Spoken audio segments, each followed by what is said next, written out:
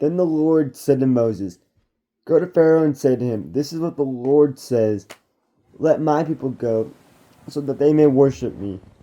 If you refuse to let them go, I will send a plague of frogs in your whole country. The Nile will teem with frogs. They will come up into your palace and your bedroom and onto your bed, into the houses of your officials and on your people, and into your ovens and kneading throws. The frogs will come up on you and your people and all your officials.'" And the Lord said to Moses, "Tell Aaron, stretch out your hand with your staff over the streams and canals and ponds, and make frogs come up on the land of Egypt."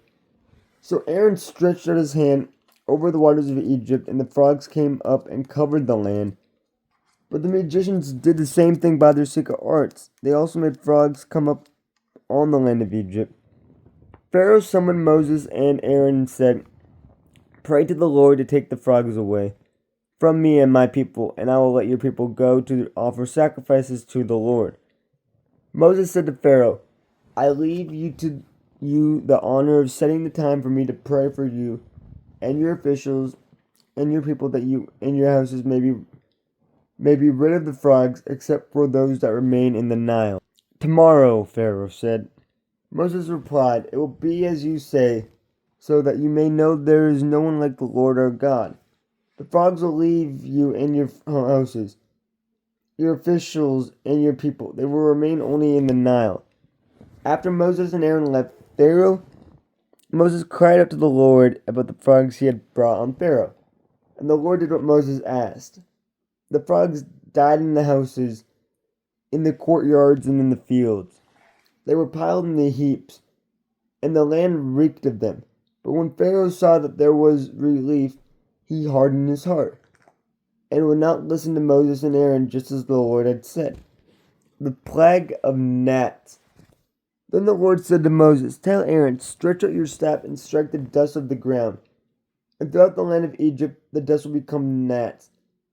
They did this, and when Aaron stretched out his hands with the staff and struck the dust of the ground, gnats came on people and animals. All the dust throughout the land of Egypt became gnats. But when the magicians tried to produce gnats by their secret arts, they could not.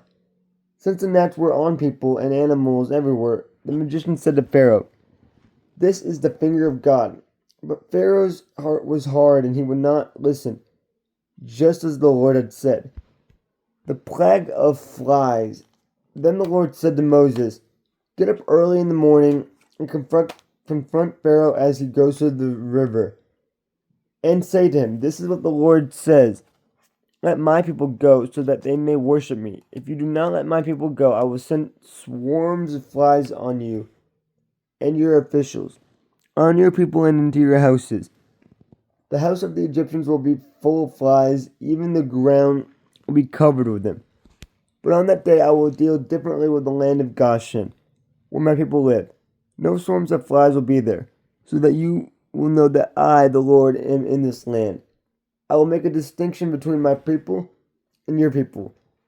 This sign will occur tomorrow." And the Lord did this, and dense swarms of flies poured into Pharaoh's palace and into the house of his officials. Throughout Egypt, the land was ruined by the flies. Then Pharaoh summoned Moses and Aaron and said, "Go sacrifice to your God here in the land." But Moses said, "That would not be right. The sacrifices we offer the Lord our God would be detestable to the Egyptians.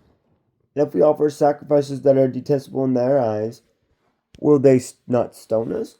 We must take a 3-day journey into the wilderness to offer sacrifices to the Lord our God as he commands us." Pharaoh said, "I will let you go to offer sacrifices to the Lord your God in the wilderness, but you must not go very far. Now pray for me." Moses answered, "As soon as I leave you, I will pray to the Lord. Tomorrow the flies will leave Pharaoh and his officials and his people. Only let Pharaoh be sure that he does not act deceitfully again by not letting the people go to offer sacrifices to the Lord." Then Moses left Pharaoh and prayed to the Lord. The Lord did what Moses asked. The flies left Pharaoh and his officials and his people. Not a fly remained. But this time also Pharaoh hardened his heart and would not let the people go.